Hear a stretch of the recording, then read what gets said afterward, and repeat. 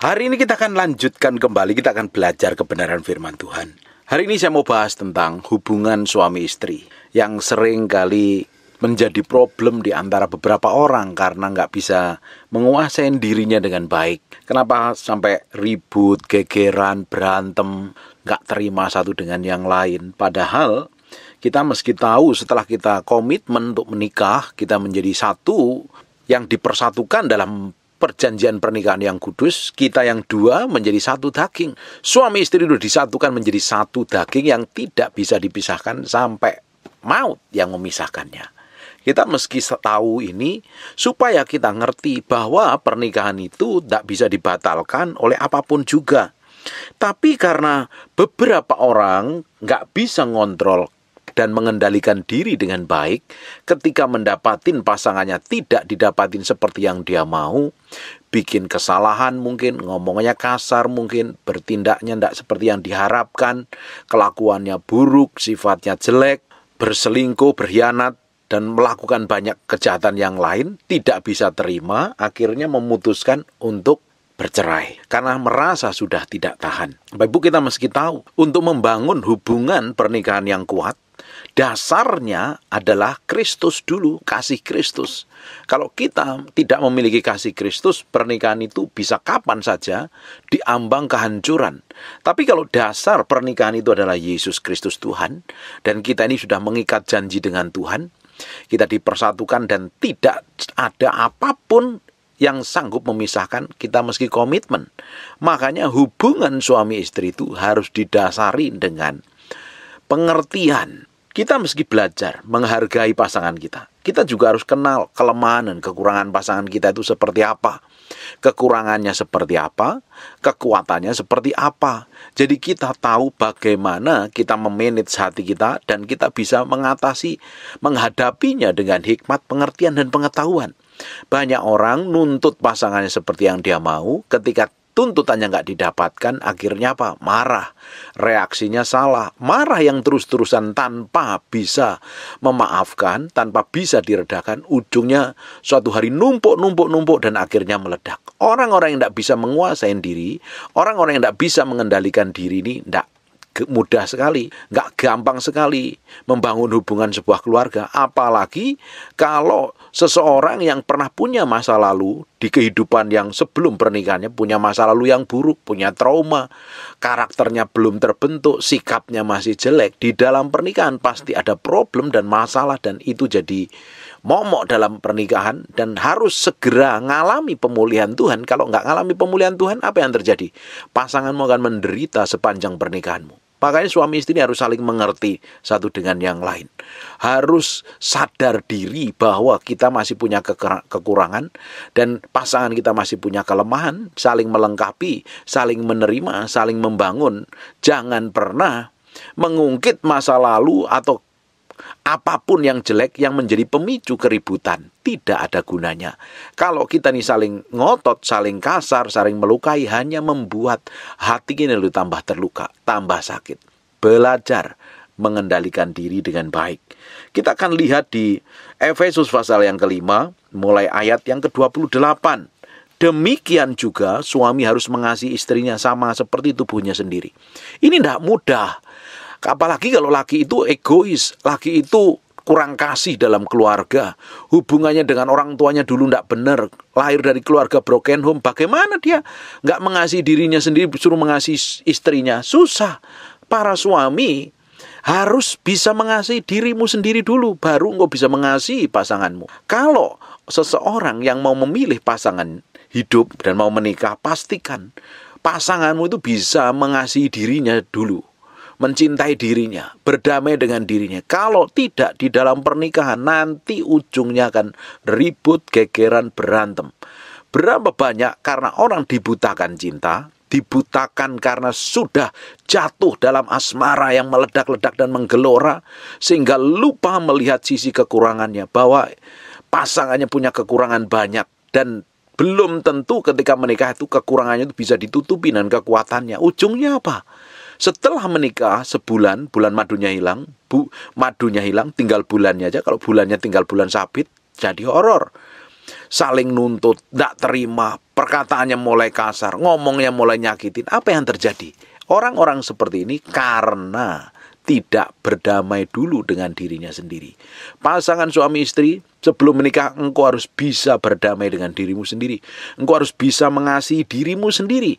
Bagaimana mungkin engkau bisa mengasihi istrimu kalau engkau nggak bisa mengasihi dirimu sendiri? Berapa banyak laki-laki yang kurang kasih Bapa, hidup dengan luka batin, hidup dengan broken home. Apa yang terjadi dalam pernikahannya? Istrinya yang jadi korban. Bagaimana dia mengasihi istrinya seperti dirinya sendiri? Wong dirinya sendiri aja belum beres, dirinya sendiri aja belum benar. Ayat ini ngomong seperti ini. Demikian juga suami harus mengasihi istrinya sama seperti tubuhnya sendiri. Mengasihi istri yang orang lain yang sudah disatukan menjadi satu daging tadi seperti dirinya sendiri, yang karakternya beda, sikapnya beda. Bagaimana mungkin dia mengasihi orang lain, mengasihi pasangan hidupnya seperti dirinya sendiri, kalau dirinya sendiri belum damai dengan dirinya sendiri? Bingung nggak ini? Kalau seseorang belum berdamai dengan dirinya sendiri, dia akan susah mengasihi orang lain seperti dirinya sendiri, Bapak Ibu. Berapa banyak orang terjebak dalam pernikahan yang horor? Berapa banyak orang terjebak akhirnya dalam pernikahannya ribut, berantem, saling tuntut, tidak terima satu dengan yang lain. Akhirnya masuk ke pengadilan dan cerai. Siapa yang rugi? Siapa yang terluka? Bapak Ibu meski tahu hubungan suami istri itu ketika sudah diberkati, dia menjadi satu daging seperti dua kertas yang dilem. Kertas lembarnya dilem, satu lembar, kertas yang lain juga dilem, dipertemukan. Bapak Ibu bisa bayangkan, dari hubungan suami istri yang dipersatukan dengan Kristus tadi, tiba-tiba karena satu dan lain hal ingin memisahkan diri, pasti terluka. Dan itu pasti membekas sepanjang umurnya.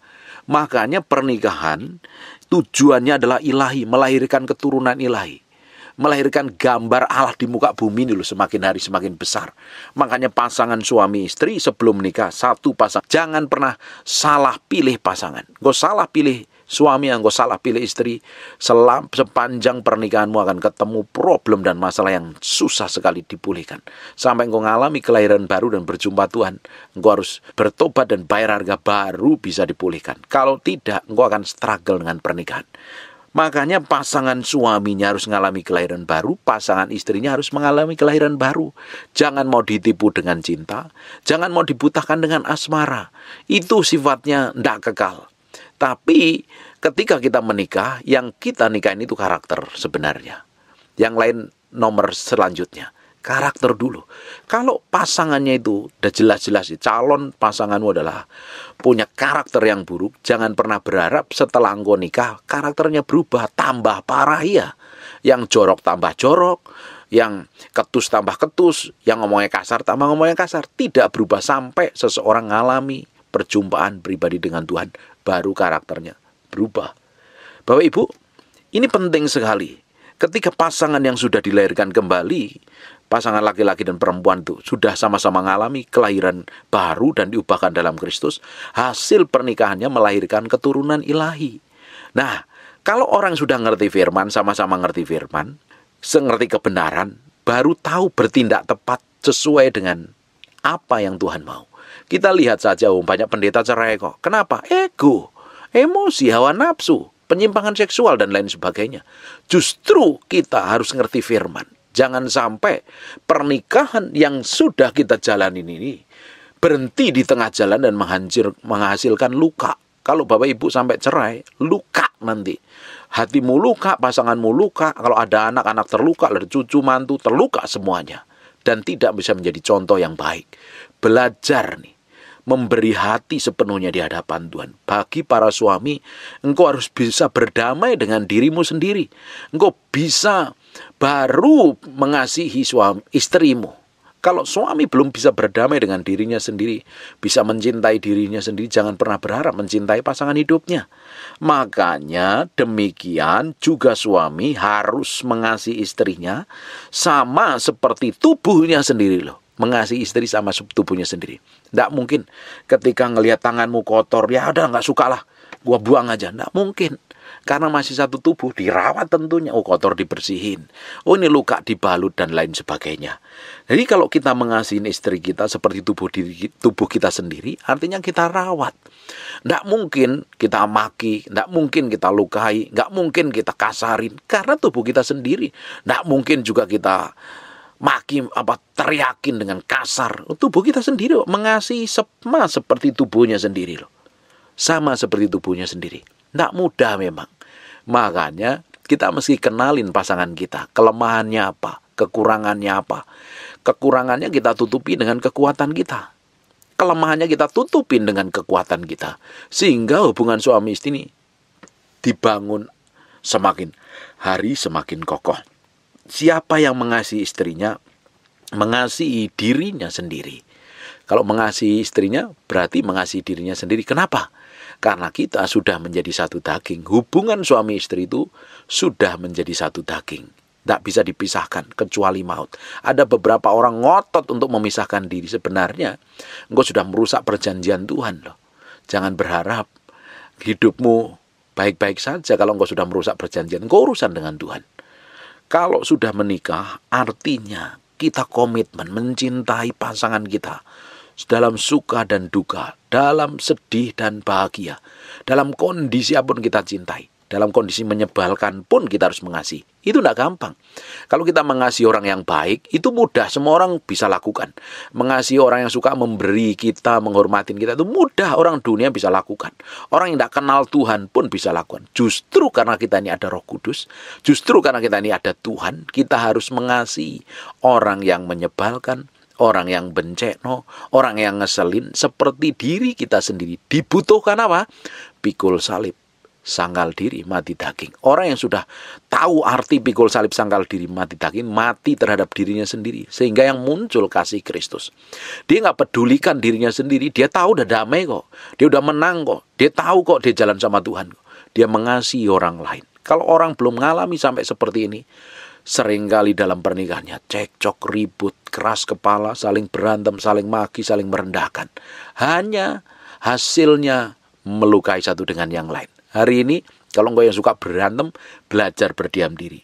Semakin kau banyak ngomong, semakin melukai. Lebih baik diam. Lebih baik diam dan serahkan sama Tuhan. Kita lanjut lagi di ayat yang ke-29. Sebab tidak pernah orang membenci tubuhnya sendiri. Ya, orang bodoh yang benci tubuhnya sendiri.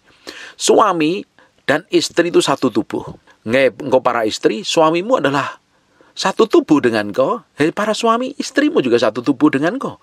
Tidak mungkin orang itu membenci tubuhnya sendiri, justru malah mengasuhnya dan merawatinya. Sama seperti Kristus terhadap jemaat. Bapak Ibu, hubungan suami istri ini seperti hubungan Kristus dengan jemaat. Makanya tidak mungkin orang yang mengasihi dirinya sendiri nggak merawat dirinya sendiri. Oh, para perempuan aja pergi ke salon mempercantik diri pakai skincare, pakai pemutih, pakai pembersih dan lain sebagainya, pakai parfum, dirawatin dirinya dengan baik. Bagaimana mungkin kalau sepasang suami istri saling membenci? Suami istri benci karena mungkin satu dan lain hal ya, karena kelakuannya atau saling nyenyel, saling ribut berantem. Ngalah meski. Kalau nggak ngalah dalam pernikahan pasti gegeran dan berantem. Memang waktu kita mengambil keputusan untuk ngalah dan minta maaf itu nggak mudah. Tapi waktu kita ngalah dan minta maaf, sebenarnya kita menundukkan diri kepada Kristus. Berapa banyak keributan yang terjadi di dalam rumah tangga karena nggak mau saling ngalah. Padahal kalau satu ngalah saja pasti selesai. Yang jadi masalahnya untuk ngalah itu perlu mati daging. Kalau engkau tidak mati daging pikul salib, engkau susah ngomong minta maaf. Karena Pak, egomu terlalu tinggi, emosimu terlalu diagung-agungkan, harga dirimu terlalu ditinggikan. Susah minta maaf. Dengerin baik-baik. Hubungan suami istri harus seringkali keluar kata maaf. Saya sudah lakukan ini berkali-kali. Ketika hubungan kita lagi tegang karena satu dan lain hal, saya harus pertama kali ngambil menginisiatif dulu. Karena saya sebagai hamba Tuhan, saya harus kasih contoh saya melakukan kebenaran firman Tuhan. Mau saya salah, mau saya benar, saya datengin istri, saya bilang, I am sorry, aku yang salah, aku yang belum sempurna, aku yang belum ngerti menjalankan kebenaran firman Tuhan, sehingga aku menjadi batu sandungan buat kau. Saya lakukan loh, nggak gampang itu dibutuhkan kematian daging. Nggak mungkin orang yang punya ego, nggak mungkin orang yang sombong dan belagu, nggak mungkin orang keras kepala akan mudah minta maaf. Karena harga dirinya yang dipuja-puja. Tapi kita sebagai orang yang ngerti kebenaran firman Tuhan, ngomong minta maaf dahulu. Waktu kita mau minta maaf, sebenarnya kita menundukkan diri kepada Kristus. Kita menaklukkan ego kita di hadapan Tuhan. Perlahan-lahan ternyata, saya lakukan sudah bertahun-tahun, ternyata karakter istri saya diubahkan pelan-pelan. Diubahkan, hatinya mulai dilembutkan. Lama-lama diberi pengertian. Hubungan suami istri kita baik-baik saja, tidak kekurangan satu apapun juga. Itu dibutuhkan proses dan kemauan kita untuk mau berubah. Diubah, dibentuk seperti yang Tuhan mau. Diubah, dibentuk seperti yang Tuhan inginkan. Pasangan suami istri harus belajar memberi kata maaf yang dahulu, meminta maaf dahulu, merendahkan hati. Jangan merasa benar terus, jangan merasa hebat terus. Sekali-kali kita tuh perlu merendahkan hati. Kalau engkau masih tetap keras terus, masih tetap belagu, masih tetap sombong, nanti Tuhan urusin hatimu. Kalau ketika Tuhan urusin hatimu, urusannya engkau sendiri dengan Tuhan. Engkau akan diremukkan dan lebih menyakitkan prosesnya. Lebih baik kita nurutin apa yang Tuhan mau. Orang tidak mungkin membenci tubuhnya sendiri. Justru dia mengasuhnya dan merawatnya dengan baik. Karena anggota tubuhnya. Suami istri Bapak Ibu, setelah engkau ngikat pernikahan perjanjian, engkau menjadi satu tubuh, satu daging. Tidak bisa dipisahkan. Bapak Ibu bisa bayangkan, Bapak Ibu mungkin keluar kota. Atau saya seringkali keluar kota. Ketika keluar kota, tetap hati saya itu nempelnya ke istri loh. Selalu ingat ke istri. Pasti. Makanya kita sering bangun hubungan, sering telepon, sering ngobrol, cerita, dan lain sebagainya. Karena ada ikatan, karena satu daging. Kemanapun pasti yang diingat itu istri. Karena kita sudah satu daging. Bapak Ibu, yang lebih parah lagi, kalau engkau punya istri yang diingat orang lain, itu sudah salah di hadapan Tuhan. Itu sudah namanya penyimpangan. Engkau sudah gak kudus lagi di hadapan Tuhan. Ketika engkau punya pasangan, tapi yang kamu ingat-ingat, yang menjadi nomor satu orang lain. Tetap yang menjadi nomor satu adalah Yesus, baru istri. Kalau tidak, kamu lebih mengutamakan orang lain, problem nanti. Pernikahanmu problem. Para suami yang mengutamakan hobi, mengutamakan pekerjaan, pasti hubungannya dengan suaminya tidak baik. Istri pun juga begitu. Kalau mengabaikan suaminya, juga hubungannya pasti tidak baik. Ini penting sekali loh. Untuk mencetak keturunan ilahi, menghasilkan keturunan ilahi, dan melahirkan anak-anak yang hidupnya takut akan Tuhan. Hubungan suami istri ini harus teguh kokoh. Kalau goyang, dapat dipastikan anak-anakmu rusak, anak-anakmu berantakan, anak-anakmu kacau. Belajar terus menaklukkan diri di hadapan Tuhan, memberi hati di hadapan Tuhan, belajar terus menaklukkan diri di hadapan Tuhan, dan mengambil keputusan sesuai dengan kebenaran firman Tuhan. Jangan merasa paling hebat antara suami istri. Sama kok, kita satu tubuh kan sama, nggak ada yang lebih hebat, nggak ada yang lebih suci, nggak ada yang lebih kuat. Kita suami istri itu satu daging, sama-sama berjalan bersama sampai akhir zaman. Kita didapati menjadi orang yang menyenangkan hati Tuhan. Kita akan lanjutkan lagi di ayat ke-30. Karena kita adalah anggota tubuhnya. Sama seperti Kristus terhadap jemaat, karena kita adalah anggota tubuhnya. Kita ini adalah tubuh Kristus. Yesus sebagai kepalanya, kita tubuhnya. Satu dengan yang lain. Mana mungkin kaki nggak bisa terima tangan. Tangan nggak bisa terima dada. Nggak bisa saling menerima satu dengan yang lain. Kalau nggak terima, pasti ada masalah itu. Pasti ada problem. Kita lanjutkan ayat 31. Sebab itu laki-laki akan meninggalkan ayahnya dan ibunya dan bersatu dengan istrinya, sehingga keduanya menjadi satu daging. Ketika seseorang menikah, dia memutuskan menjadi satu daging dengan istrinya. Suami yang jadi pemegang tertinggi dalam sebuah keluarga, baru istri kalau ada anak-anak, baru orang tua. Jangan dibalik-balik. Otoritas tertinggi dalam sebuah keluarga adalah suami, istri. Kalau ada anak-anak, baru keluarga besar. Ini jangan dibalik. Ketika suami istri ini salah menempatkan dirinya, suami menjadi nomor 2 dan istri menjadi yang pertama, pasti ribut dan berantem. Hubungan suami istri terus mengutamakan orang tuanya, juga pasti berantem. Harus tahu prioritas. Istri prioritasmu adalah suami, suamimu adalah prioritasnya istri. Jangan pernah dibalik. Ketika engkau balik, pasti ada komplain, pasti ada ribut, pasti ada salah paham, pasti ada salah pengertian, akhirnya gegeran dan berantem. Ketika kita menikah, kita memutuskan hidup bareng bersama dengan istri kita, kita menjadi satu daging. Makanya laki-laki itu ninggalin ayahnya dan ibunya. Jangan setelah menikah apa-apa lapor mamamu, lapor mamimu, lapor papimu. Harus belajar mandiri. Suami harus jadi kepala keluarga yang kuat, kepala keluarga yang bijaksana, kepala keluarga yang hidupnya takut akan Tuhan.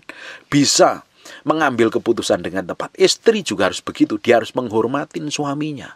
Kalau ini hubungannya tidak benar, pasti hubungan selanjutnya akan terjadi trouble. Anak-anakmu pun juga jadi trouble. Jangan mengutamakan orang tua. Para suami, istrimu yang jadi yang utama.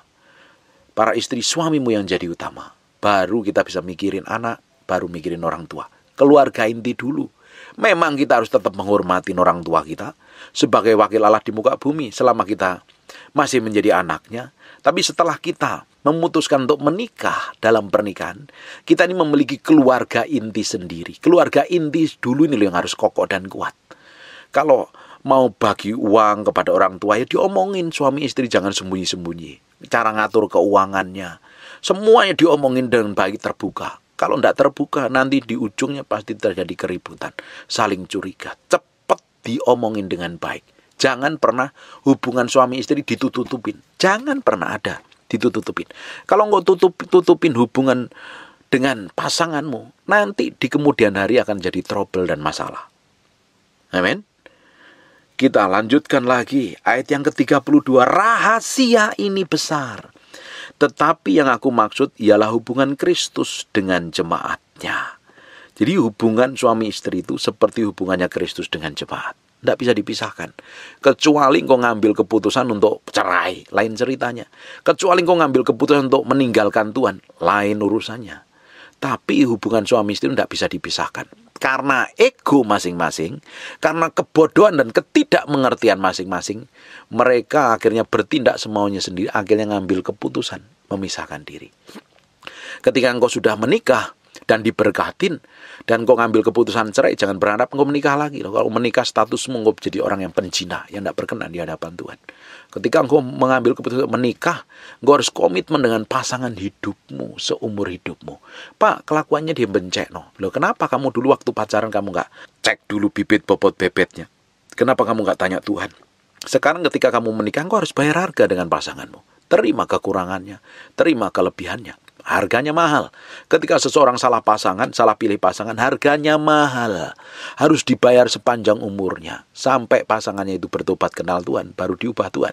Tapi kalau pasanganmu nggak kenal Tuhan dan tidak berubah, urusannya tambah ruwet, tambah runyam, tambah kacau. Makanya bagi yang muda-muda, jangan pernah salah pilih pasangan. Kau salah pilih pasangan, kau bayar harga seumur hidupmu. Doain dulu. Tanya Tuhan dulu, minta hikmat, minta keputusan Tuhan. Jangan tergesa-gesa. Minta konfirmasi, minta Tuhan tuntun. Sampai Tuhan ambil keputusan. Bagi orang yang sudah menikah dengan pasangan yang horor, lakinya horor, istrinya sadis, tetap terima kelemahan, kekurangan pasanganmu. Doain, bawa dalam doa, bayar harganya mahal. Kenapa kamu memutuskan untuk menikah dengan orang yang punya karakter seperti itu? Doain terus, bawa dalam hadirat Tuhan. Bisa dipulihkan nggak, Pak? Bisa. Sampai kapan waktunya? Tidak pernah tahu. Selama engkau setia mendoakan, engkau menjadi pengantara antara pasanganmu dengan Tuhan, Tuhan bisa turunkan kasih karunia-Nya. Amin.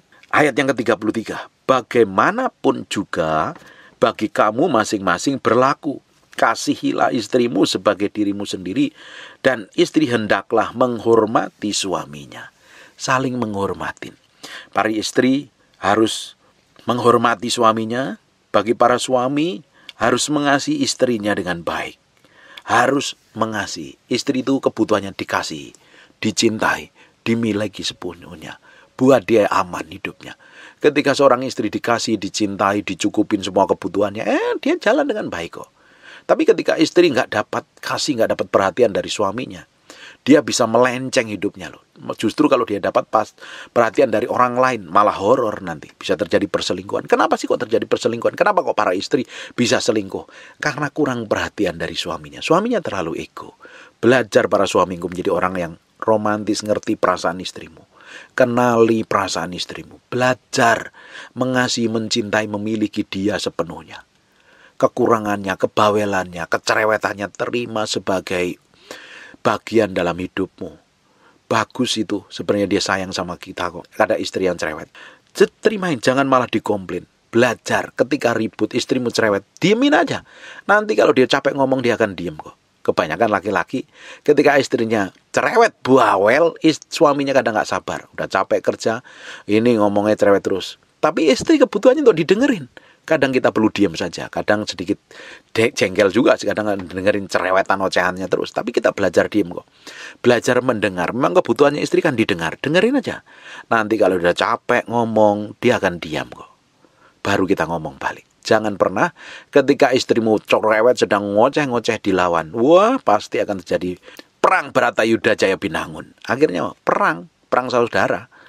Saling gontok-gontokan, merasa benar, merasa pintar, merasa hebat, merasa paling oke, merasa keluarganya paling benar. Wah, ujungnya apa? Kacau, saling melukai. Lebih baik diam. Ketika istrimu cerewet, bawel, diam. Ketika suamimu nih egois dan maunya dia gitu, istri belajar diam, dengerin aja. Nanti kalau suami udah tenang, baru diajak ngomong. Ketika istrimu sudah tenang, baru diajak ngomong. Dalam kondisi tegang, nggak perlu ngomong apa-apa, diam aja. Diam aja. Kalau kondisinya tegang, baru kalau udah tenang, diajak makan, ajak ngobrol, ajak jalan, baru bisa terima satu dengan yang lain. Dengerin baik-baik, para suami harus mengasihi istrimu. Cintai, miliki, kasihi sepenuhnya. Cukupin semua kebutuhannya. Makanya sebagai laki-laki harus tanggung jawab. Jangan sebagai laki-laki tidak punya tanggung jawab. Laki-laki harus bisa menghasilkan, mencukupin semua kebutuhan istrinya loh. Jangan sampai para laki yang nggak bisa kerja apa-apa, yang mencukupin kebutuhannya malah istrinya. Wah, anak-anak nggak bisa respect dan hormat ketika orang tua lakinya nggak bisa dapat pekerjaan yang baik, nggak dihormatin oleh istrinya. Kalau istri yang lebih dominan, belajar merendahkan diri, belajar menaklukkan diri. Karena apa? Otoritas tertinggi dalam keluarga adalah suami. Istri, engkau sekalipun engkau lebih pintar, jabatanmu lebih tinggi, tetap di rumah engkau harus tunduk dengan suamimu. Engkau harus hormatin. Kebutuhannya suami itu apa? Dihormatin toh. Kalau dihormatin di rumahnya, dihargain istrinya, aman dia. Dia gak bakalan kemana-mana. Dipuji istrinya, dihargain, dicintai. Tenang dia, aman dia. Karena dia tahu, dia dapat sesuatu yang bisa membuatnya dia nyaman dan tenang, menjadi raja di rumahnya sendiri.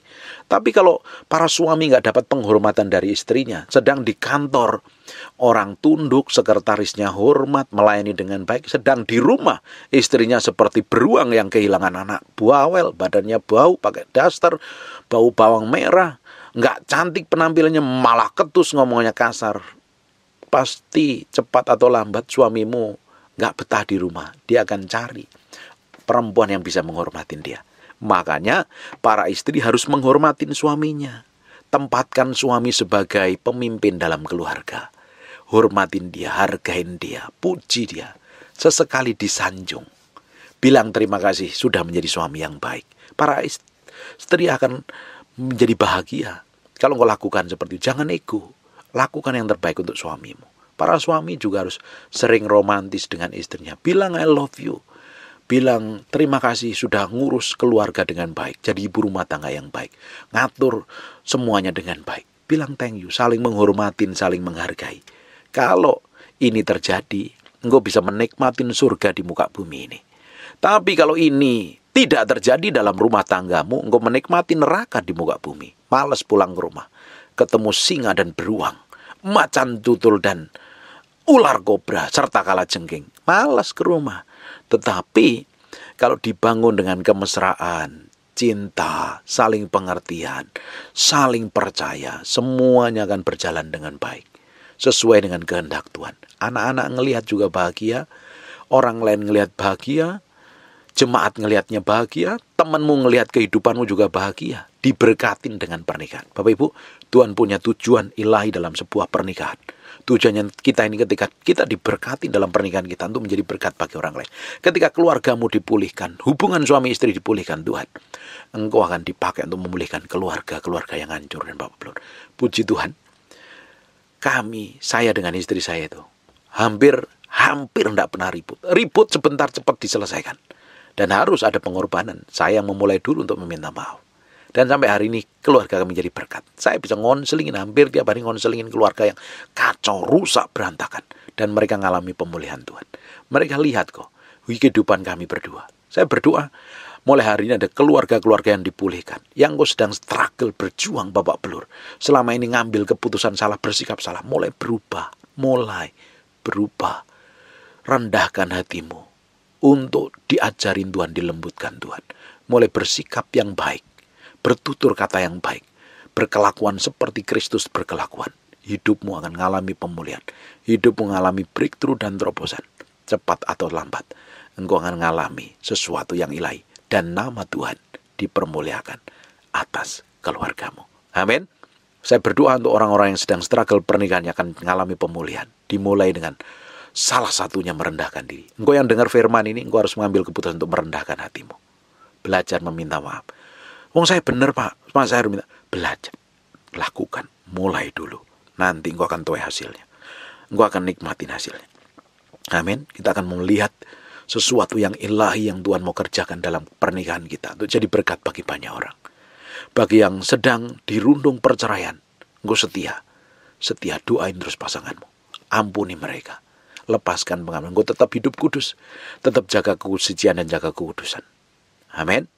Tutup matamu, tutup Alkitabmu, kita berdoa. Bapa, terima kasih buat firman-Mu. Kami kembalikan segala hormat, pujian, pengagungan buat Raja kami yang maha mulia. Kami mengucap syukur Tuhan, kami mematerikan firman-Mu dengan darah anak domba nempel dalam hati kami berhari-hari, berminggu-minggu, berbulan-bulan firman ini jadi kehidupan. Terima kasih Tuhan, berkati setiap orang rajin mendengar firman yang mau sampaikan. Berkati bisnis usaha pekerjaan keluarganya Tuhan, berkati. Kamu berdoa orang yang sakit dan mengalami kelemahan tubuh oleh bilur Yesus, oleh darah Yesus. Jadilah engkau tahir, jadilah engkau sehat, jadilah engkau sembuh. Dalam nama Yesus kami berdoa dan mengucap syukur. Haleluya. Amen. And God bless you. My hand in surrender to your name, Most High. I'm yielding to your spirit. Walking in your love, Jesus, I adore. Jesus, I adore. Jesus, I adore. Your holy name. Dipenuhi kemuliaan, dipenuhi kemuliaan. Sembah dengan nyanyian ini. Dipenuhi pujian. Kami berikan yang kalem saja. Korban pujian. Angkat tanganmu, sembah Dia. Kau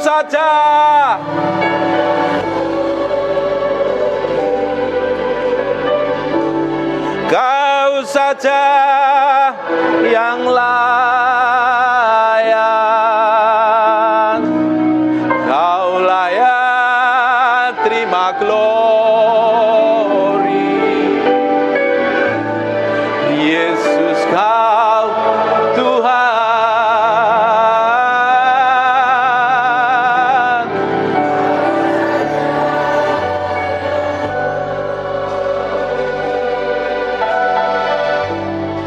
Kau saja yang layak. Kau layak terima glory.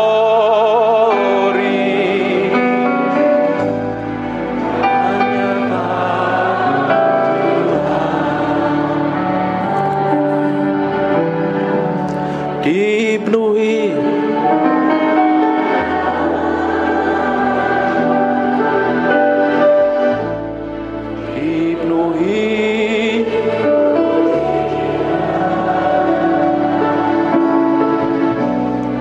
kami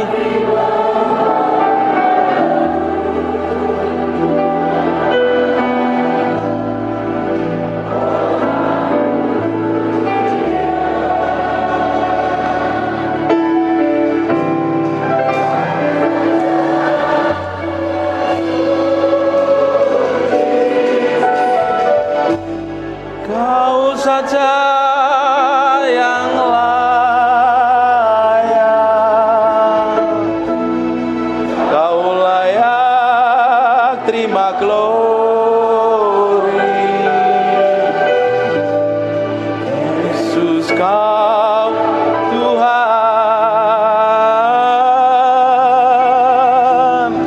Kau saja.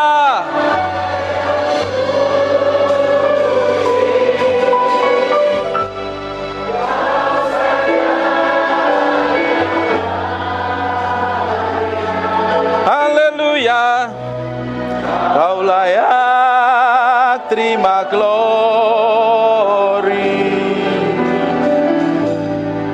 Hanya Kau Tuhan. Tetap fokus sama Tuhan. Tetap main yang lemah. Roh Kudus, aku minta urapan itu sedang mengalir dari ujung ke ujung. Aku berdoa urapan itu sedang turun dalam ruangan ini. Mengkene mende peke nomo sandero nomo topo kura labate bene mete. Imine mebe piene meke nomo to sandirine. Nikmati ada gelombang pengurapan itu sedang mengalir. Aku berdoa urapan itu sedang turun. Sekarang lebih kuat urapan itu. Pake nomo soko henaramante kono. Hinemente pepe pikiana rabahana maseko. Hipeko naralabatabak. Terus ada beberapa orang sedang dijamah Tuhan. Aku berdoa semakin kuat urapan itu turun. Now in Jesus name. Terus Roh Kudus, bagianmu sekarang. Bagianmu sekarang. Apakah nama sekonomo? Ikere btp kiene mende beki nomo ko sande konomo. Inne mende rebebe piana mabahana masya.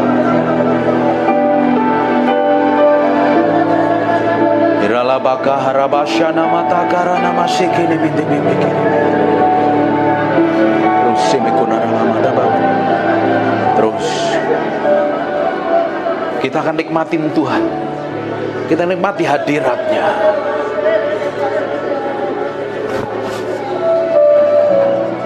Terus Tuhan, pagi hari ini hadir dalam ruangan ini Tuhan. Lawat orang-orang yang haus dan lapar. Lawat orang yang haus dan lapar ini. Sementara aku berdoa, urapan itu bergerak dari ujung ke ujung. Sekarang terima pengurapan itu seperti gelombang mengalir. In Jesus name. In Jesus name. In Jesus name. Mekono mondo ko sandere mete pepi ana makare pekono mo. Ine mendere bete pepe kiene mekiana rabata pasyana mata taka. Ipe konondoro mondo po sandere mete pepe piene mekia mara. Ini mi piere bebe shendo kono moto kara labata pakada. Jesus.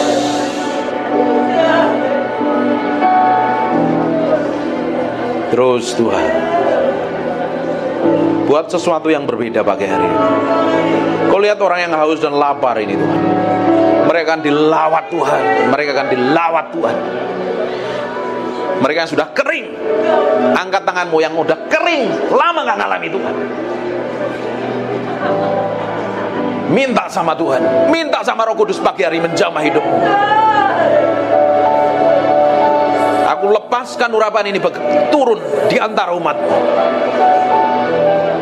Ada kuasa Allah yang bergetar. Tiba-tiba ada beberapa orang dijamah Tuhan.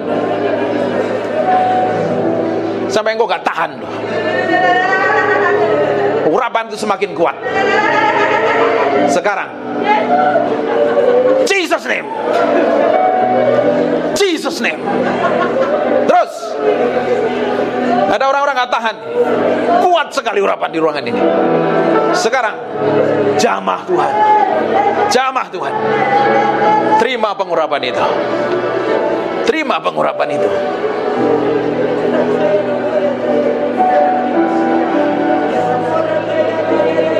Terus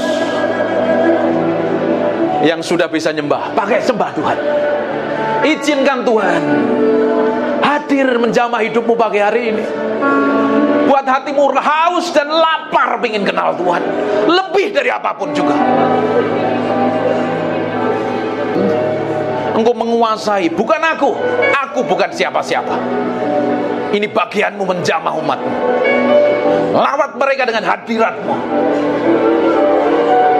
Terus semakin kuat.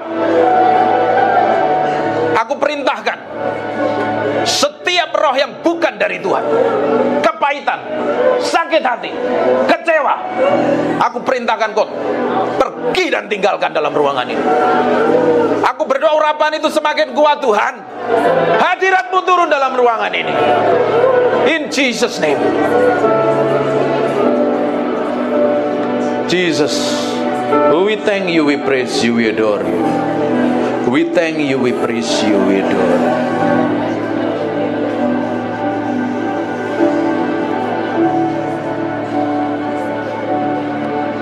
We praise you, we adore you. We thank you, we thank you.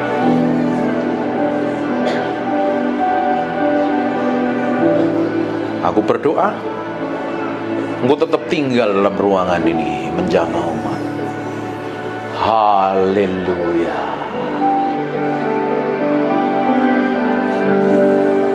Haleluya.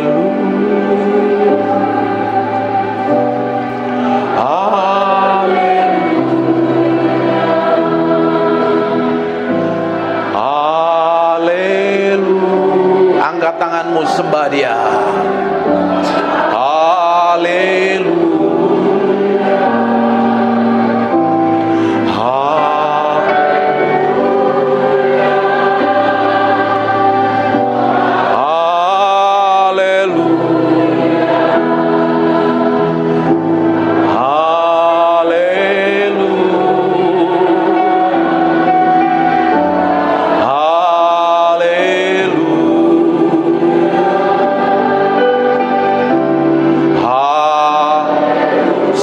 Lagu ini dinyanyikan, sementara umatmu menyembah, Engkau ditinggikan, Engkau dimuliakan dalam ruangan ini.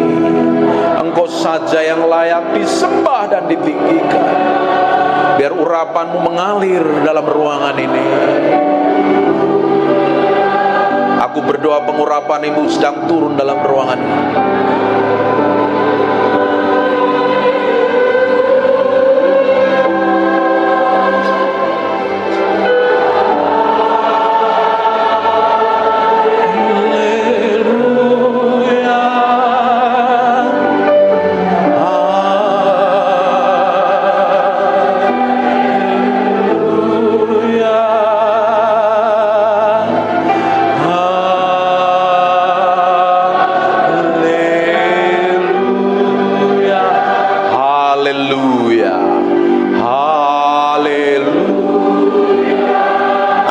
Sakit, taruh tangan kananmu di bagian yang sakit. Saya mau berdoa. Aku berdoa biar urapan kesembuhan itu turun dalam ruangan ini. Dan aku perintahkan semua sakit, penyakit dan kelemahan tubuh pergi, tinggalkan tubuh orang-orang yang sedang menyembah. Dalam nama Yesus, dalam nama Yesus.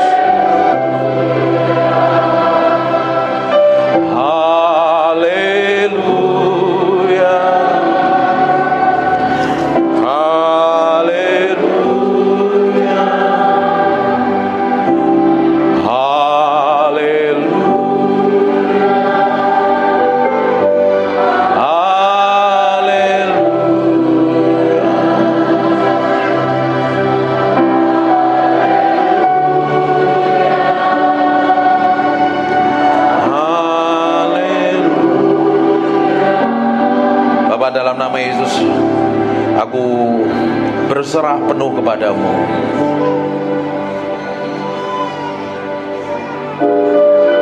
Tolong anak kecil bisa di ruangan lain. Hormatin Tuhan.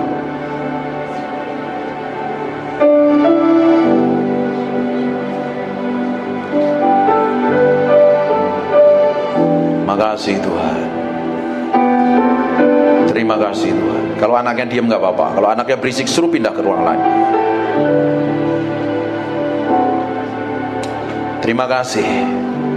Terima kasih buat hadirat-Mu, terima kasih buat jamahan-Mu. Kami mau duduk diam, tetap menyembah Tuhan dan menikmati hadirat Tuhan.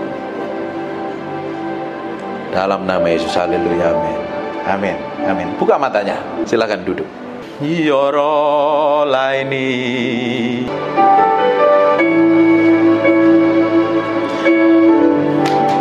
aini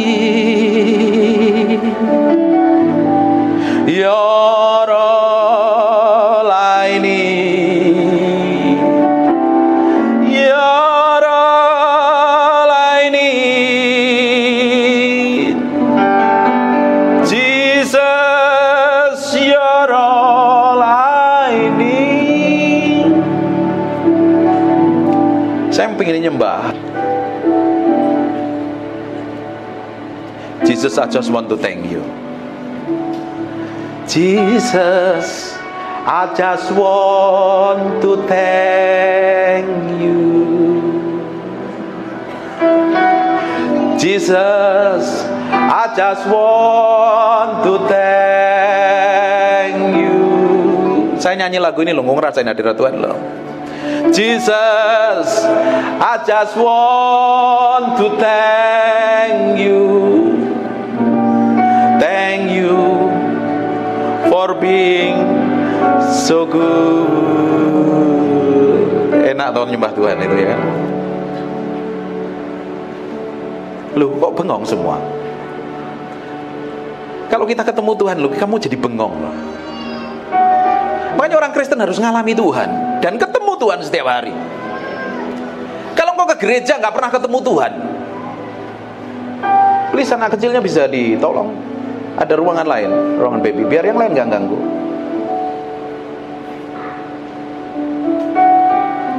Kalau kita ngalami Tuhan, kita ketemu Tuhan, kita memiliki hubungan kedekatan dengan Tuhan. Hidupmu berbeda, kelakuanmu berbeda, sikapmu berbeda.